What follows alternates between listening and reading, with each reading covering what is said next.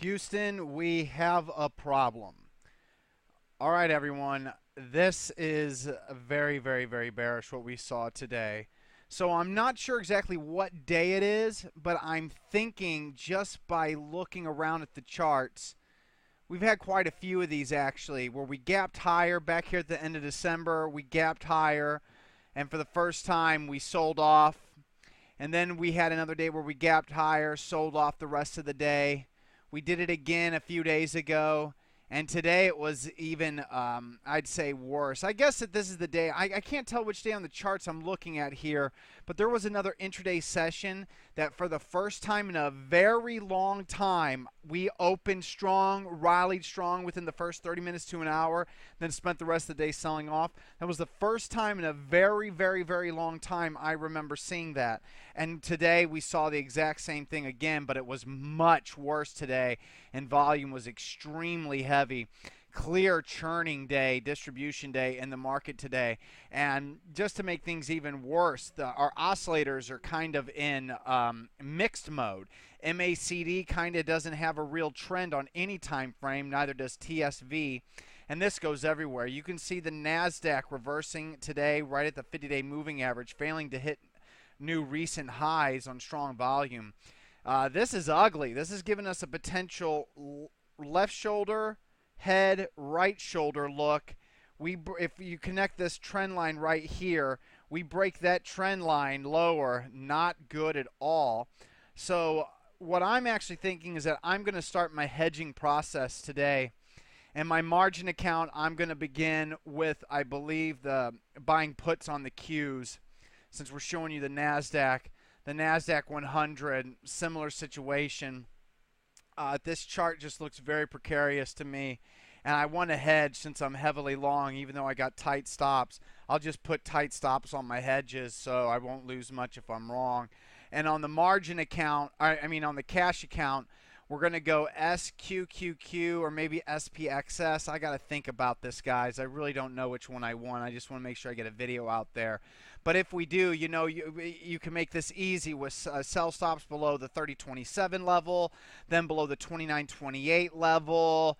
You know, and then if you really want to be brave, you can let it go all the way down to the 28.21 level, you know. So just make sure you have a staggered series of sell stops. Like if you do the SPXS, 2091, 2048, 2025. And just because I have some clear defined areas where I want to get out, I might just do the SPXS. And I just now noticed something. It's got pocket pivot point signals 1, 2, 3 days in a row. And the SQQ has had 2 in 3 sessions. So, you know, we're starting to get some indication that we're in trouble. Now let's just go ahead and go to the rest of the indexes. Dow Jones Industrial Average, same thing. This is ugly. I'm sorry. I'm very, very sorry. V-shaped moves are nasty. V-shaped moves that then have a rollover followed by another V-shaped move that rolls over are even worse. I can't say I like anything at all here. On top of that, what have we not seen since the rally in October? Have I shown you guys a single quote, quote, perfect, quote, quote, hot, quote, quote, a hugely accumulated green bop-filled chart? Absolutely not. There's been a lack of amazing or strong-looking technical patterns that says push it. So for the first time in a very extremely long time, and not by the fact that we're moving higher and I'm taking partial profits and then buying stocks that break out, which is how last time I had over 60 long positions, and I believe in 2005, 2006. That's how it happens, that things kept working and I take partial profits and I buy new things that break out. Here, it's like things fail, new signals come about, they fail, new signals come about, and it's just a chop fest. So this market looks like it's in serious trouble. I don't have anything nice out there. I flagged only 2 stocks today. PTCT breaking out of a perfect speculator scan, and it got mixed internals and the chart's not that nice. And then the other one was CFRX IPO, and it's just no volume. So there's nothing out there. We're void of nice charts. And if we look at our stochastics, it's still screaming down. It's not even at the mid-range, much less oversold, saying that we could sell off for a lot. We can go a lot lower here before we get oversold. We should easily be able to test these October lows. So things are just not looking good overall. Looking at the SPY, the DIA, you can see stochastics are just bad. It's just ugly overall. But what's crazy with today's gap up and then reversals, we didn't have a whole ton of sells. The sells that I had is HRTG. It's a 25% sell in today. With my sell stops, I'm out of half of it, of what I had. RENT was a 50% sell stop for me today, intraday. It's a 50% sell stop by an end-of-day basis. ZLTQ hit 50% of my sell stops intraday. It's a 50% sell by the end of the day. PayC hit 50% of my sell stops today.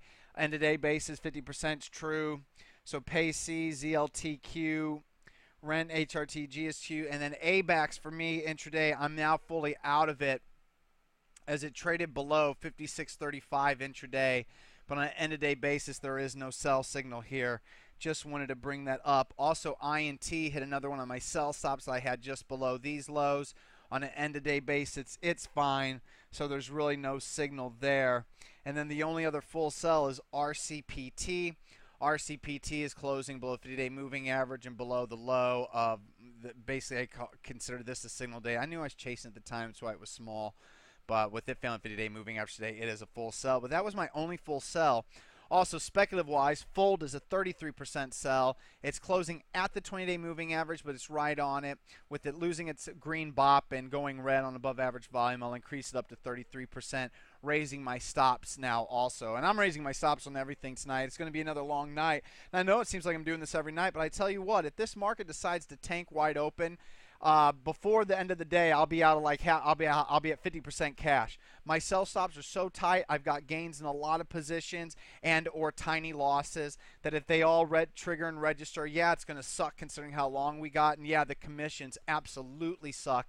I hate paying this much in commissions, but it's going to save my ass in case this thing breaks wide open. And man, we got to look like a market that could do a short-term crash here. It's weird that we're in January and it wants to do this, but it just looks very, very sick right now. I can't, stress that enough. And another long-term winner given another partial sell signal, VDSI.